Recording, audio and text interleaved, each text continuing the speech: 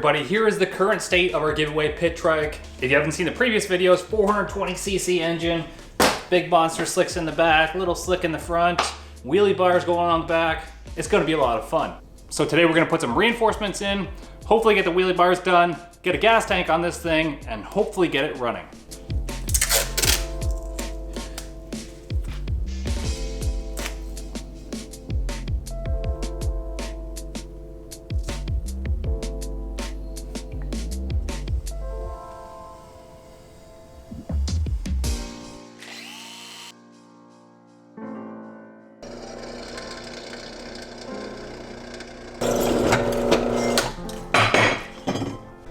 This piece will fit right in here somewhere.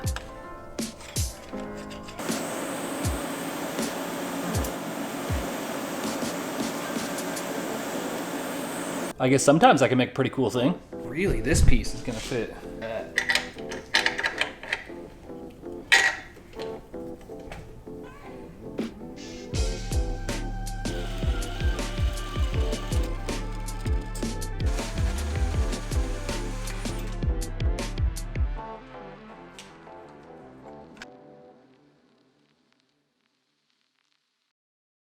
Man, I think that thing looks bad. Look at it. That thing means total business.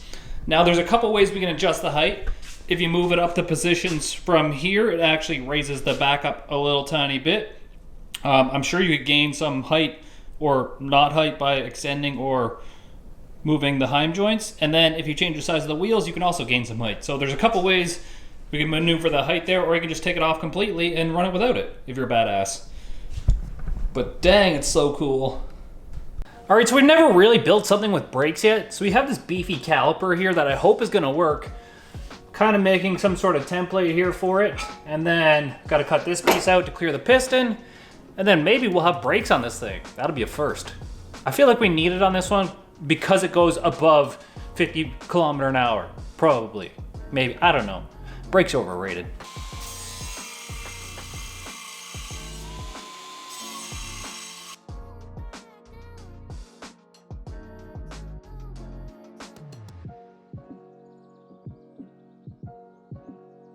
Up next, we have our $40 one-time use drill bit. Only drill bit I could find in town that was 5/8. And we gotta drill out the front of these forks so we can put a 5/8 bolt in there to mount the front wheel properly. I do have a 9/16, so we'll see if we can bore it out to that first. That's way too fast.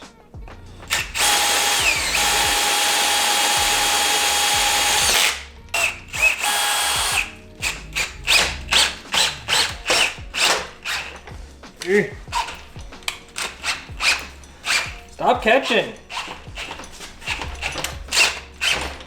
It's gonna hurt me.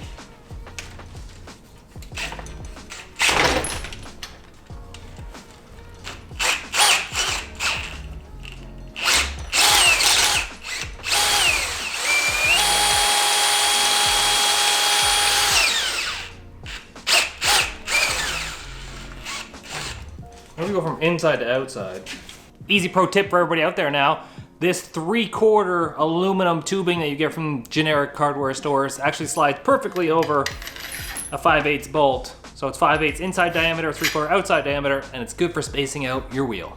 Hopefully I mathed right, or this is gonna be really dumb. I did a lot of numbers on the table here, so it should be right, I think. The hub is actually off-centered a little bit, so one had to be a little bit longer than the other one. And let's see how stupid I am. Ha! Math. Math, I mean. My favorite part of all these builds right now are being able to put my Amazon filters on. It brings me back to like my late 2000 days, like 2008, 2009, when you buy eBay air intakes for your car and they give you 20 horsepower. Same thing, just on a smaller scale.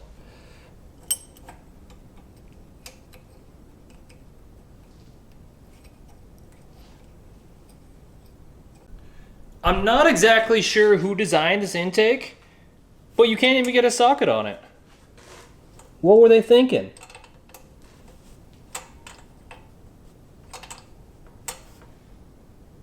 That doesn't even make sense.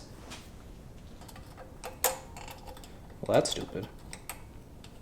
Dang, we do be rocking that blue though. Matches the rest of the stuff actually, now that you look at it.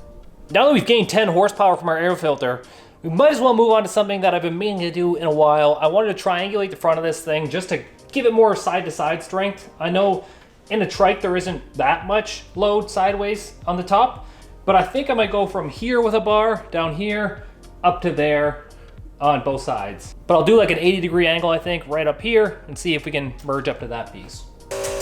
What? Moving though, it kind of looks like Pac-Man. And there you have it, one just like that. The second one is bent up here.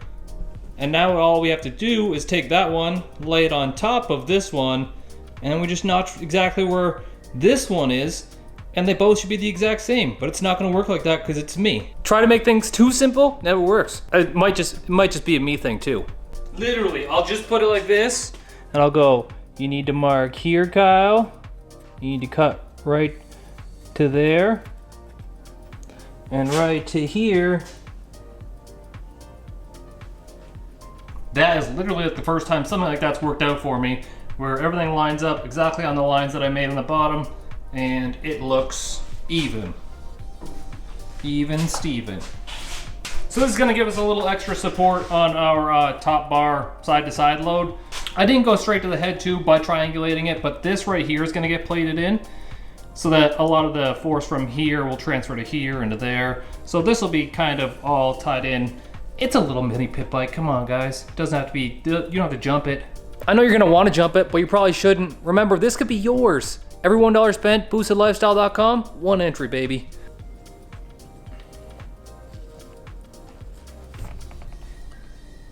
Yep, that's it. That's our plate.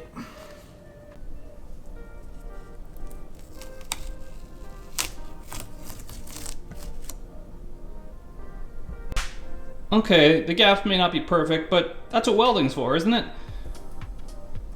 It fits in there good. We'll weld that up. So our plate is tack welded in place. Those gaps are actually gonna be super easy to fill just because of the thickness of the materials. And the last thing we need to do before we completely tear this thing apart and get ready to ride it is mount the seat. How are we gonna do that? If I bend this bar like that and cope it into this one and join it into a point, and then I can put what I want here, and then we can run like a big buggy whip flag style deal hanging off the back of it. I think that'd be cool. Kind of looks a little bit silly sometimes. But I gotta stop trying to make it perfect, because if I keep trying to make it perfect, I'm never gonna finish this thing. I'm way more hours into it than I thought it was gonna be, because I keep trying to build more things for it.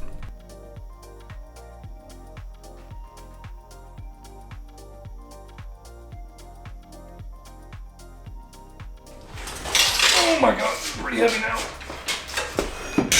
Oh, that was a clutch. It's like a cruiser compared to the last one, with wheelie bars.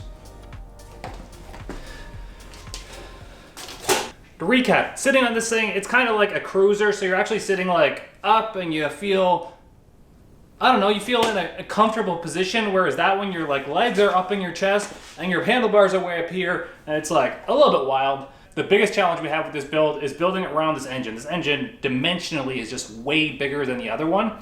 We still need a fuel tank, but I have one ordered that I'm hoping I can be able to use. If not, I'll have to build a custom tank for this one as well. If we do get this ready today, we can bore the other tank to get this thing running to go take it for a test drive. But we do have some welding to do. I have one more little piece I want to build back here, and then we can move on from that.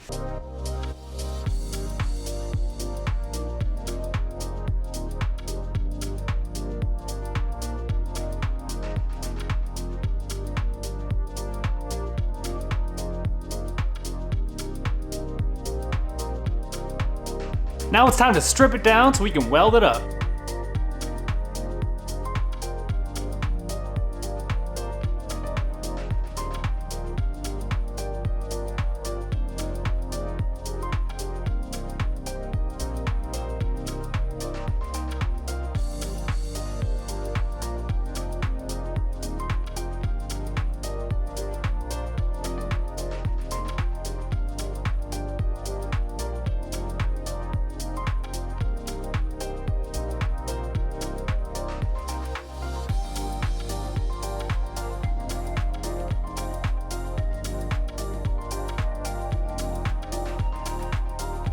And there you have it. V2 is all welded up. I only burned myself like a couple of times. Like, the leather gloves get so hot that your fingers burn inside the gloves, and then you're trying to get it off like this, and it's like stuck to your hand kind of. I only did that a couple of times, so it's not so bad. Our plate turned out really nice here. It is gonna be sandblasted and powder coated, so that's gonna cover up most of the welding, unfortunately, because I did a pretty good job welding it. But everything's welded up. Time to put it back together. Next up, we need an exhaust. So we're gonna cut the flange off the factory one so we have something to start welding to, because I don't want to build that flange.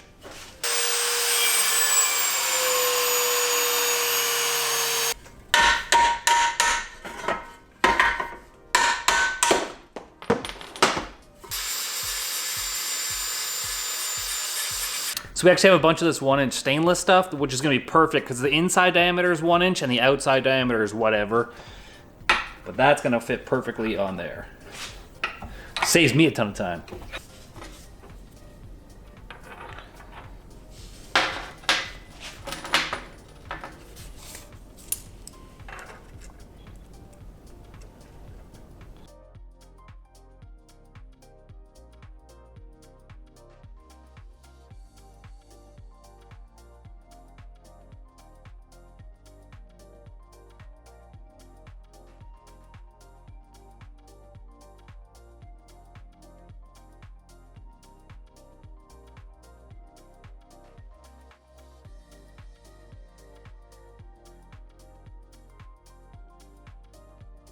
Dude, being able to weld is so neat. I spent a little bit of extra time on the exhaust. I considered put a muffler on it, but if you live in a state where you need a muffler, move. Let me know. Here it comes. Bam. That's the exhaust. I lost my washers, actually. Look at that cool thing. Here it is up close and personal. I put the little flare tip on the end of it there. Now when this does heat up, because it's stainless, it is gonna turn like a gold color, and that's gonna make it look even more cooler. That's not a word, but I just made it up. Now I'm genuinely curious how this sounds, and we're at a point where if we steal the gas tank off V1 and put it on V2 just temporarily, we should be able to fire this thing up and hear how it sounds. I know what's wrong with it, ain't got no gas in it. Now obviously we're not gonna pull it over with a pull cord like peasants would. We're gonna use the electric start. There's a reason we got this engine. All right, here goes nothing, I guess. On the fuel. I don't remember which on or off or choke. Probably that way.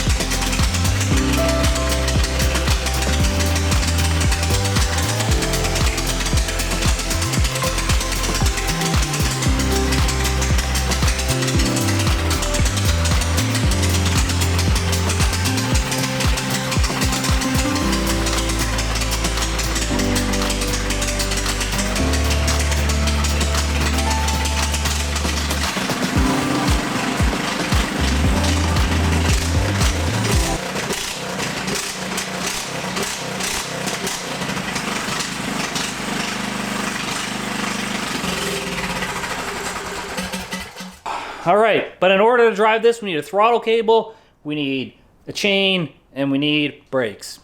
All right, here it is in all its glory. I did have to steal a chain off V1. I thought I ordered one, didn't order one. We're just gonna rip it right here a little tiny bit. It is way louder than version 1, so I don't want to rip it in the residential neighborhood, but we have to test it, so I'm gonna have to do it for a little bit. Sorry, neighbors. If it'll start again. Oh, more compressions in this one.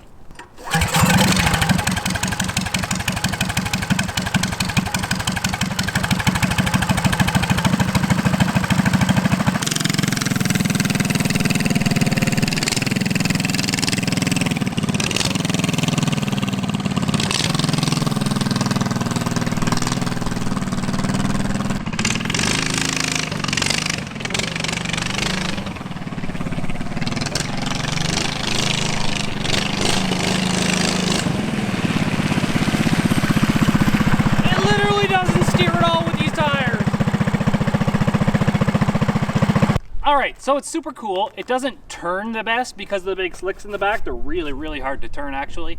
And I have a feeling that we're blowing through the clutch that's in this thing already because it was just a cheap Amazon clutch. So what I'm gonna do is I'm gonna order a better clutch.